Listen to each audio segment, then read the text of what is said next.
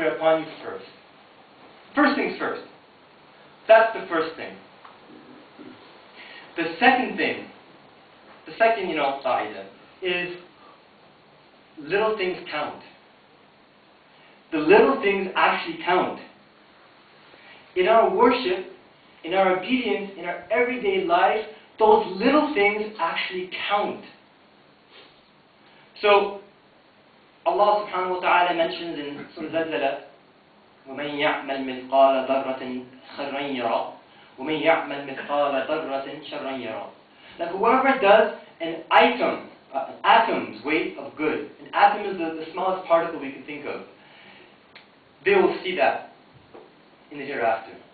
And whoever does an atom's weight of bad, of evil, you will see too. So any act we do has relevance. So not surprising that we see in the Sunnah many emphases on doing those little deeds. Those little deeds actually count. So when we think of doing nawafil, we're thinking of, qiyamul layl and tahajjud and the more obvious things, give sadaqah, which are all important. But don't neglect the small things. In a hadith says, قال رسول الله صلى الله عليه وسلم لا تحقرنا من المعروف شيئا لا تحقرنا من المعروف شيئا ولو أن تلقى أخاك بوجه طليق. That don't belittle. Don't look at these small things we do as being nothing. Even if it means, ma'ruf means good, like what's good.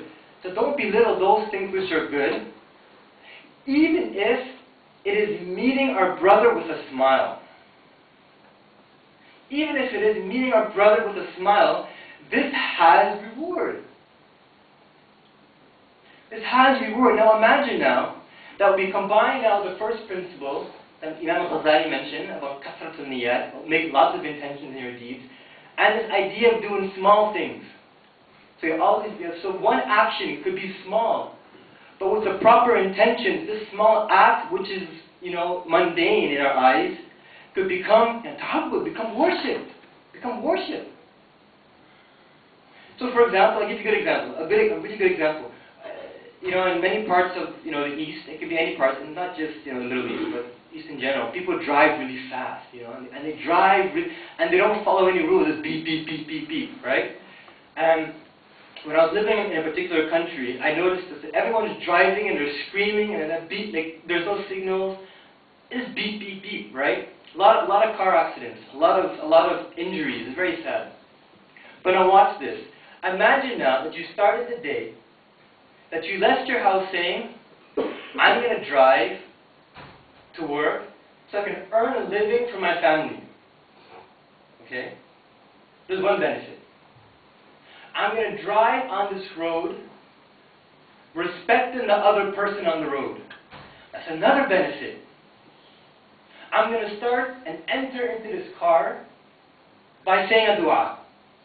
That's three things right there that you can do. So one simple thing as driving to work could become an act of worship if we only thought about it. And the last thing in relation to this particular rule about doing little things count is that do those things consistently. A few years ago when I first started to learn the Quran, when I became Muslim, I learned to learn the Quran. It was very difficult for me. And in Ramadan, I see a lot of my friends, young kids, going in the Quran very, very, very fast. They'll finish a juz in 3 hours. A juz is done. They finish the Quran 3-4 times a month. And I'm there reading the Quran very, very slowly. And I got very frustrated. I began to sweat. And I just put the Quran away for a couple of weeks. I can't do it anymore. But that was the wrong mentality. Because what I should have done, what the smart thing I should have done based on these ideas, these principles, is that I should have started reading only half a page a day. I start reading only half a page a day, and then maybe in a year, maybe a year and a half, I would have finished the whole Quran. Instead of focusing on doing a lot, a quantity, I could have started by doing one page. Or even one ayah, memorize one ayah. Maybe in 10 years I would memorize a few, chapters of the Quran in this early stage of my being Muslim. If I did that, I would have accomplished a lot. And this is why the hadith mentioned, a very common hadith we mention in this regard, is أَحَبُّ الْأَعْمَالِ إِلَى اللَّهِ أَدْوَمُهَا وَإِنْ قَلَّ. That the best action, the most beloved action, is that action which is done consistently, even if it's a little. Okay? So, the first thing is this. Focus on the fara'id. Okay? At the very least, and I speak this specifically to the sisters, because this has been it's challenging for a new mother. It's very difficult for her. Most of us here who are married, we know this. The child, requires a lot of attention. If you have 3 or 4 of them, could you imagine? They have no break. And at night time, they're there in the child's bedroom, feeding the child. They go back to sleep. They wake up for Fajr. And for several years it's like this. And for the sisters who work, could you imagine how difficult they come home, they have family obligations, they have the children, and there's some very sad cases, they get no help from the man. So how are they going to have time for their religion? So I speak this specifically for us, and if you could convey it to those who don't know, that would be very helpful. وبهذا سبحان ربك رب العزة عما يصفون وسلام على المرسلين والحمد لله رب العالمين.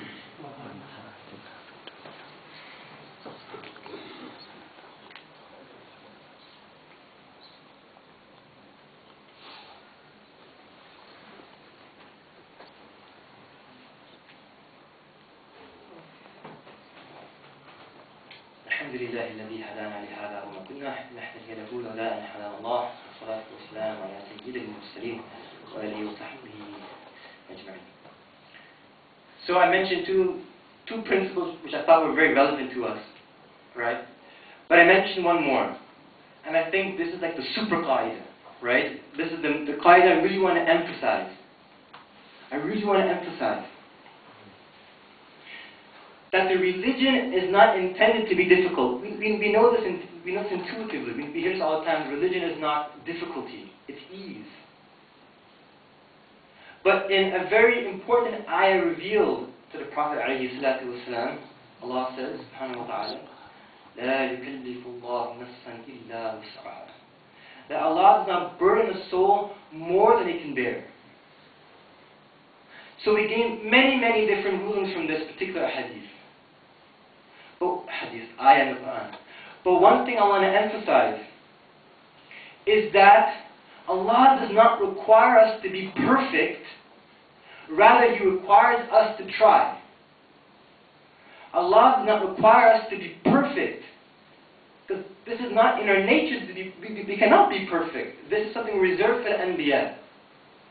But Allah does not require us to be perfect, but that we try. And only if we try could we hope in Allah's mercy. Until we try, we can't hope for Allah's mercy. If I don't make an attempt, any attempt to better myself, if I don't even start, how can I hope for Allah's mercy? How? And this is really relevant to us. And like I said, when people first become Muslim, they start practicing the deen, they put too much stress on themselves.